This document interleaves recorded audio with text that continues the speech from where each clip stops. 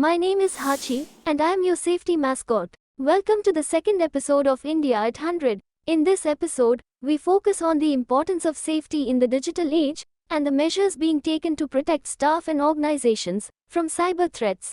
Join us as we delve into the critical issue of digital safety in India and the path forward towards a secure and resilient future. In an evolving landscape of the EPC world, digital safety is of paramount importance to every organization.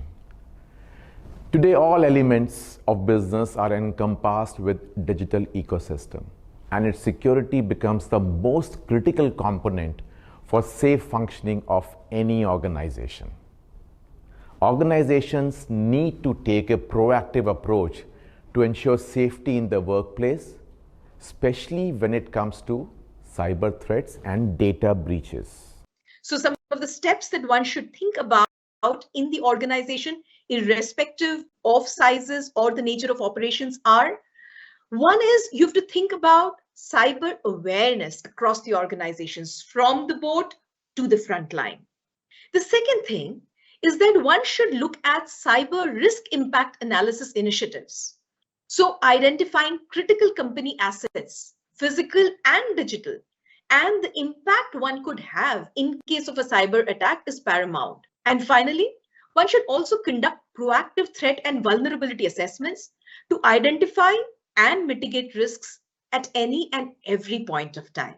We need to focus on digital safety and should allocate sufficient resources and budgets to ensure that our systems and data are protected.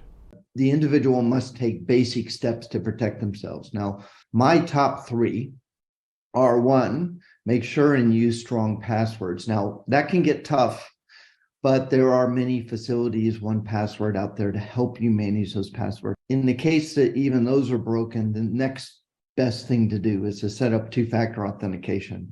But the number one thing I'd say is look out and recognize phishing emails. But in most cases, if you see somebody asking you to click on a link or enter your personal information, that is likely not the corporation that sent the email. This means hiring dedicated IT security personnel, investing in the right security software and hardware, and conducting regular cyber security audits. So there's three key trends that I've seen. One is the move to public cloud. Companies today are aggressively moving their assets from their data centers into the public cloud. The infrastructure in the cloud is likely more secure than most of the data centers. The second major trend that we're seeing is everything is networked.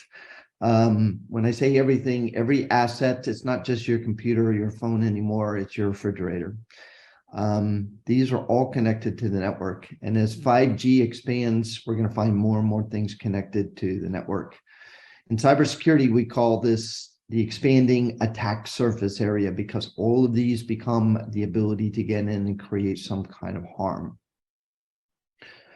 The third is really critical assets. What we referred to as critical assets in the past is changing. So when we worried about a critical asset, it might be a server with my data, it may be my phone, my endpoint.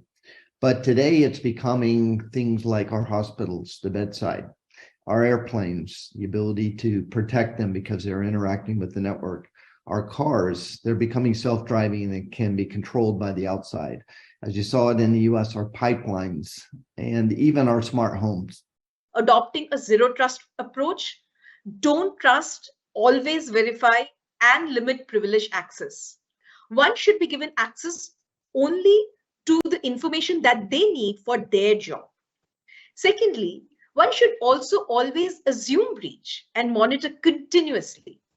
And finally, they aim to have a policy of embedding security right at the design stage for anything that you're building.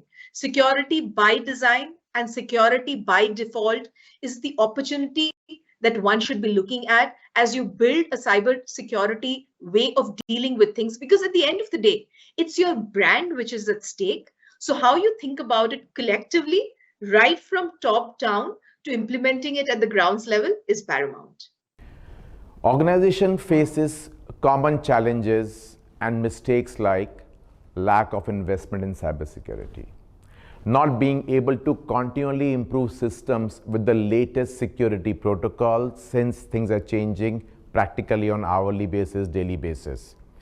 Lack of employee engagement on cybersecurity and its impacts. In cybersecurity, there is a lack of talent. This is an area that I think India can potentially help. A lot of talent, but many of the talent is not trained in cybersecurity. The fundamental change lies within the culture of the organization.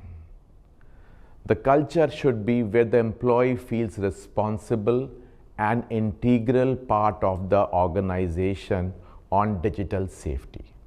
Getting the employees to report incidents begin with educating them about the risks and the data they hold. Building a compliance framework around this data and employee is of utmost importance. Communicate the importance of digital safety at workplace along with its impact. Incentivize the employees for their contribution and participation, and provide a platform for dialogues. Investigate and address incidents promptly with a feedback mechanism so that the employee also knows the action taken on that. India has seen an exponential increase in cyber attacks in the last few years.